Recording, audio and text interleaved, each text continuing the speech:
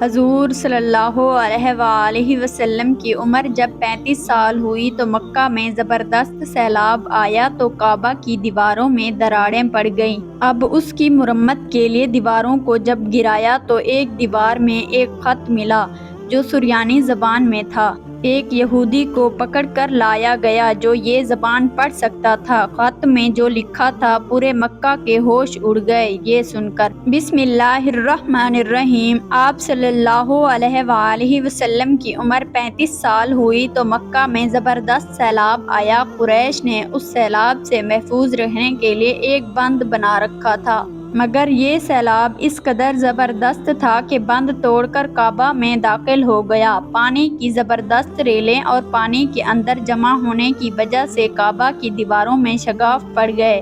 اس سے پہلے ایک مرتبہ یہ دیواریں آگ لگ جانے کی وجہ سے کمزور ہو چکی تھی، اور یہ واقعہ اس طرح ہوا کہ ایک مرتبہ کوئی عورت کعبہ کو دھونی دے رہی تھی کہ اس آگ میں سے ایک چنگاری اڑ کر کعبہ کے پردوں تک پہنچ گئی۔ اس سے پردوں کو آگ لگ گئی اور دیواریں تک جل گئیں۔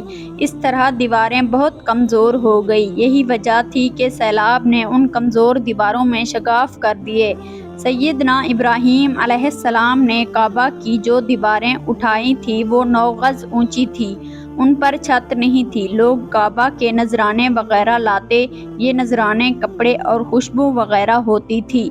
کعبہ کے اندر جو کنواں تھا یہ سب نذرانے اس کنویں میں ڈال دیے جاتے تھے۔ کنواں اندرونی حصے میں دائیں طرف تھا۔ اس کو کعبے کا خزانہ کہا جاتا تھا۔ کعبے کے خزانے کو ایک مرتبہ ایک چور نے چرانے کی کوشش کی۔ چور کنویں میں ہی مر گیا۔ اس کے بعد اللہ تعالیٰ نے اس کی حفاظت کے لیے ایک سانپ کو مقرر کر دیا۔ یہ سانپ کنویں کے منڈیر پر بیٹھا رہتا، کسی کو خزانے کے نزدیک نہیں آنے دیتا تھا۔ قریش اس سے خوف زدہ رہتے تھے۔ اب جب کہ کعبہ کی دیواروں میں شگاف پڑ گئے اور نئے سرے سے اس کی تعمیر کا مسئلہ پیش آیا تو اللہ تعالیٰ نے ایک پرندے کو بھیجا، وہ سانپ کو اٹھا لے گیا۔ یہ دیکھ کر قریش کے لوگ بہت خوش ہوئے۔ اب انہوں نے نئے سرے سے کعبہ کی تعمیر کا فیصلہ کیا اور پروگرام بنایا کہ بنیادی مضبوط بنا کر دیواروں کو زیادہ اونچا اٹھایا جائے۔ اس طرح دروازے کو بھی اونچا کر دیا جائے گا تاکہ کعبہ میں کوئی داخل نہ ہو، صرف وہی شخص داخل ہوگا جسے وہ اجازت دیں گے۔ اب انہوں نے پتھر جمع کیے۔ ہر قبیلہ اپنے حصے کے پتھر الگ جمع کر رہا تھا۔ چندہ بھی جمع کیا گیا۔ چندے میں انہوں نے پاک کمائی دی، ناپاک کمائی نہیں دی۔ مثلاً طوائفوں کی آمدنی، سود کی کمائی، دوسروں کا مال غصب کر کے حاصل کی گئی دولت چندے میں نہیں دی گئی۔ پاک کمائی انہوں نے بلا وجہ نہیں دی۔ ایک خاص واقعہ پیش آیا تھا جس سے وہ اس نتیجے پر پہنچے کہ اس کام میں صرف پاک کمائی لگائی جائے گی۔ وہ واقعہ یوں تھا کہ ایک قریشی سردار ابو وہب اور عمر بن عابد نے جب یہ کام شروع کرنے کے لیے ایک پتھر اٹھایا تو پتھر اس کے ہاتھ سے نکل کر پھر اسی جگہ پہنچ گیا جہاں سے اسے اٹھایا گیا۔ اس پر قریشی حیران و پریشان ہوئے۔ آخر خود وہب کھڑا اور بولا، اے گروہ قریش، کعبہ کی بنیادوں میں سوائے پاک مال کے کوئی دوسرا مال شامل مت کرنا۔ بیت اللہ کی تعمیر میں سے کسی بدکار عورت کی کمائی، سود کی کمائی یا زبردستی حاصل کی گئی دولت ہرگز شامل نہ کرنا۔ یہ واحد نبی کریم صلی اللہ علیہ وآلہ وسلم کے والد حضرت عبداللہ کا ماموں تھا اور وہ اپنی قوم میں ایک شریف آدمی تھا۔ جب قریش کے لوگ خانہ کعبہ کی تعمیر کے لیے پتھر ڈھونڈ رہے تھے تو ان کے ساتھ نبی کریم صلی اللہ علیہ وآلہ وسلم بھی پتھر ڈھونڈنے میں شریک تھے۔ آپ صلی اللہ علیہ وآلہ وسلم پتھر اپنی گردن پر رکھ کر لا رہے تھے۔ تعمیر شروع کرنے سے پہلے قریش کے لوگوں نے خوف محسوس کیا کہ دیواریں گرانے سے کہیں ان پر کوئی مصیبت نازل نہ ہو جائے۔ آخر ایک سردار ولید بن معیز نے کہا کہ کعبہ کی دیواریں گرانے سے تمہارا ارادہ اصلاح اور مرمت کا ہے، اس کو خراب کرنے کا نہیں۔ جواب میں لوگوں نے کہا، ظاہر ہے ہم تو مرمت اور اصلاح چاہتے ہیں۔ یہ سن کر ولید نے کہا، تب پھر سمجھ لو کہ اللہ تعالیٰ اصلاح کرنے والوں کو برباد نہیں کرتا۔ پھر ولید ہی نے گرانے کے کام کی ابتدا کی، لیکن اس نے ابھی صرف ایک ہی حصہ گرایا تھا کہ معلوم ہو جائے کہ ان پر کوئی تباہی تو نہیں آتی۔ جب وہ رات خیریت سے گزر گئی تو دوسرے دن سب لوگ اس کے ساتھ شریک ہو گئے اور پوری عمارت گرا دی، یہاں تک کہ ان کی بنیاد تک پہنچ گئے۔ یہ بنیاد حضرت ابراہیم علیہ السلام کے ہاتھ کی رکھی ہوئی تھی۔ حضرت ابراہیم علیہ السلام نے بنیادوں میں سبز رنگ کے پتھر رکھے تھے۔ یہ پتھر اونٹ کی کوہان کی طرح کے تھے اور ایک دوسرے سے جڑے ہوئے تھے۔ ان لوگوں کے لیے ان کو توڑنا بہت مشکل ثابت ہوا۔ دائیں کونے کے نیچے سے قریش کو ایک تحریر ملی۔ وہ تحریر سریانی زبان میں لکھی تھی۔ انہیں سریانی زبان نہیں آتی تھی۔ آخر ایک یہودی کو تلاش کر کے لایا گیا۔ اس نے وہ تحریر پڑھ کر انہیں سنائی۔ میں اللہ مکہ کا مالک جس کو میں نے اس دن پیدا کیا اور میں نے آسمانوں اور زمینوں کو پیدا کیا، جس دن میں نے سورج اور چاند بنائے ہیں، میں نے ان کو یعنی مکہ کو 7 فرشتوں کے ذریعے گھیر دیا ہے۔ اس کی عظمت اس وقت تک ختم نہیں ہوگی جب تک اس کی دونوں طرف پہاڑ موجود ہیں، اور ان پہاڑوں کے سردار ایک تو ابو قبیس پہاڑ ہے جو کہ صفا پہاڑی کے سامنے ہے، اور دوسرا کیکان پہاڑ ہے جو کہ مکہ کے قریب ہے، جس کا رخ ابو قبیس پہاڑ کی طرف ہے۔ یہ شہر اپنے باشندوں کے لیے پانی اور دودھ کے لحاظ سے بہت بابرکت اور نفع والا ہے۔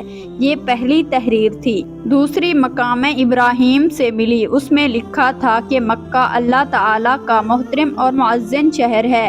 اس کا رزق 3 راستوں سے اس میں آتا ہے۔ یہاں 3 راستوں سے مراد قریش کے 3 تجارتی راستے ہیں۔ ان راستوں سے کافی آتے جاتے تھے۔ تیسری تحریر اس سے کچھ فاصلے سے ملی۔ اس میں لکھا تھا کہ جو بھلائی بوئے گا لوگ اس پر شک کریں گے، یعنی اس جیسا بننے کی کوشش کریں گے، اور جو شخص رسوائی بوئے گا اور وہ رسوائی اور ندامت پائے گا۔ تم برائیاں کر کے بھلائی کی آس لگاتے ہو۔ ہاں، یہ ایسا ہی ہے جیسے ککر یعنی کانٹے دار درخت میں کوئی انگور تلاش کرے۔ یہ تحریر کعبہ کے اندر پتھر پر کھدی ہوئی ملی۔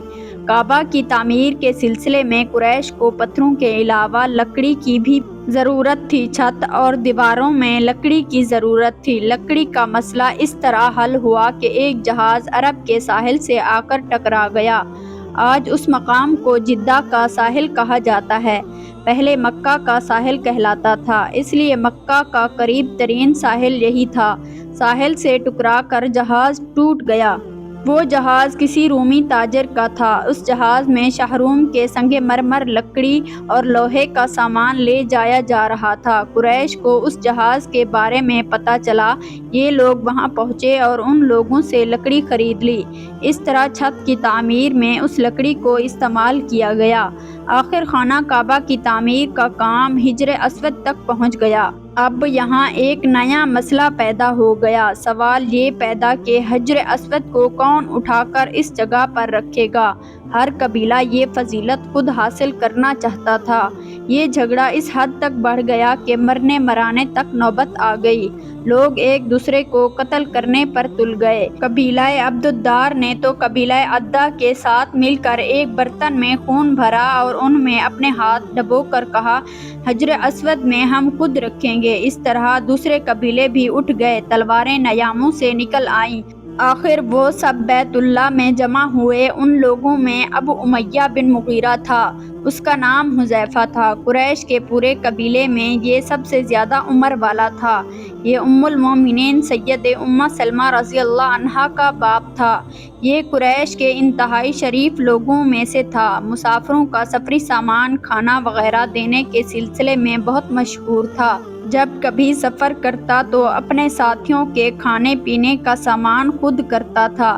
اس وقت اس شدید جھگڑے کو ختم کرنے کے لیے اس نے ایک حل پیش کیا۔ اس نے سب سے کہا، اے قریش کے لوگو، اپنا جھگڑا ختم کر کے تم یوں کرو کہ حرم کے صفا نامی دروازے سے جو شخص سب سے پہلے داخل ہوگا اس سے فیصلہ کرا لو۔ وہ تمہارے درمیان جو فیصلہ کرے وہ سب ان کو مان لیں۔ یہ تجویز سب نے مان لی۔ آج اس دروازے کو باب السلام کہا جاتا ہے۔ یہ دروازہ رکن یمانی اور رکن اسود کے درمیانی حصے کے سامنے ہے۔ اللہ کی قدرت کے اس دروازے سے سب سے پہلے حضور صلی اللہ علیہ وآلہ وسلم تشریف لائے۔ قریش نے جیسے ہی آپ صلی اللہ علیہ وآلہ وسلم کو دیکھا تو پکار اٹھے، یہ تو امین ہیں، یہ تو محمد ہیں، ہم ان پر راضی ہیں۔ اور ان کے ایسا کہنے کی وجہ یہ تھی کہ قریش اپنے آپس کے جھگڑے کے فیصلے آپ صلی اللہ علیہ وآلہ وسلم سے ہی کرتے تھے۔ آپ صلی اللہ علیہ وآلہ وسلم کسی کی بے جا حمایت نہیں کرتے تھے، نہ بلا وجہ کسی کی مخالفت کرتے تھے۔ پھر ان لوگوں نے اپنے جھگڑوں کی تفصیل آپ صلی اللہ علیہ وآلہ وسلم کو سنائی۔ ساری تفصیل سن کر آپ صلی اللہ علیہ وآلہ وسلم نے فرمایا، ایک چادر لے آؤ۔ وہ لوگ چادر لے آئے۔ آپ صلی اللہ علیہ وآلہ وسلم نے اس چادر کو بچھایا اور اپنی دست مبارک سے حجر اسود کو اٹھا کر اس چادر میں رکھ دیا۔ اس کے بعد آپ صلی اللہ علیہ وآلہ وسلم نے ارشاد فرمایا کہ قبیلے کے لوگ اس چادر کا ایک ایک کنارہ پکڑ لیں، پھر سب مل کر ان کو اٹھائیں۔ انہوں نے ایسا ہی کیا، چادر کو اٹھائے ہوئے اس مقام تک آ گئے جہاں حجر اسود کو رکھنا تھا۔ پھر اس کے بعد نبی کریم صلی اللہ علیہ وآلہ وسلم نے حجر اسود کو اٹھا کر اس کی جگہ رکھنا چاہا، لیکن عین اس وقت ایک نجدی شخص آگے بڑھا اور تیز آواز میں بولا، بڑے تعجب کی بات ہے کہ آپ لوگوں نے ایک کم عمر نوجوان کو اپنا رہنما بنا لیا، اس کی عزت افزائی لگ گئے ہو۔ یاد رکھو، یہ شخص سب کو گروہوں میں تقسیم کر دے گا، تم لوگوں کو پارا پارا کر دے گا۔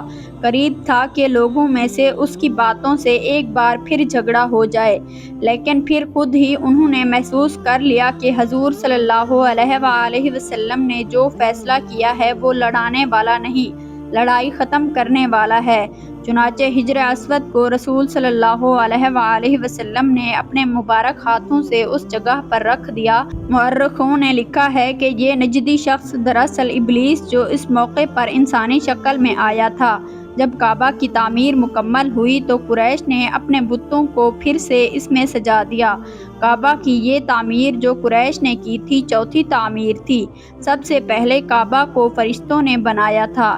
بعض صحابہ نے فرمایا ہے کہ زمین آسمان کو پیدا کرنے سے پہلے اللہ تعالیٰ کا عرش پانی کے اوپر تھا۔ جب عرش کو پانی پر ہونے کی وجہ سے حرکت ہوئی تو اس پر یہ کلمہ لکھا گیا، اللہ تعالیٰ کے سوا کوئی معبود نہیں، محمد صلی اللہ علیہ وآلہ وسلم اللہ کے رسول ہیں۔ اس کلمے کے لکھے جانے کے بعد عرش ساکن ہو گیا۔ پھر جب اللہ تعالیٰ نے آسمانوں اور زمین کو پیدا کرنے کا ارادہ فرمایا تو اس نے پانی پر ہوا کو بھیجا، اس سے پانی میں موجیں اٹھنے لگیں اور بخارات اٹھنے لگے۔ اللہ تعالیٰ نے ان بخارات یعنی سانپ سے آسمان کو پیدا فرمایا۔ پھر اللہ تعالیٰ نے کعبہ کی جگہ سے پانی کو ہٹا دیا، جگہ خشک ہو گئی۔ چنانچہ یہی خشکی بڑھتے بڑھتے 7 بر اعظم بن گئے۔ جب زمین ظاہر ہو گئی تو اس پر پہاڑ قائم کیے گئے۔ زمین پر سب سے پہلا پہاڑ ابو قبیس ہے۔ پھر اللہ تعالیٰ نے فرشتوں کو حکم دیا، فرمایا زمین پر میرے نام کا ایک گھر بناؤ تاکہ آدم کی اولاد اس گھر کے ذریعے میری پناہ مانگے۔ انسان اس گھر کا طواف کرے جس طرح تم نے میرے عرش کے گرد طواف کیا ہے تاکہ میں ان سے راضی ہو جاؤں۔ فرشتوں نے حکم کی تعمیل کی۔ پھر حضرت آدم علیہ السلام نے خانہ کعبہ کی تعمیر شروع کی۔ اس کے بعد حضرت ابراہیم علیہ السلام نے کعبہ کی تعمیر کی۔ اس طرح قریش کے ہاتھوں سے یہ تعمیر چوتھی بار ہوئی تھی۔ اللہ پاک ہمیں بہتر عمل کرنے کی توفیق عطا فرمائے اور ہمیں نیکوکاروں میں شامل کرے۔ آمین ثم آمین۔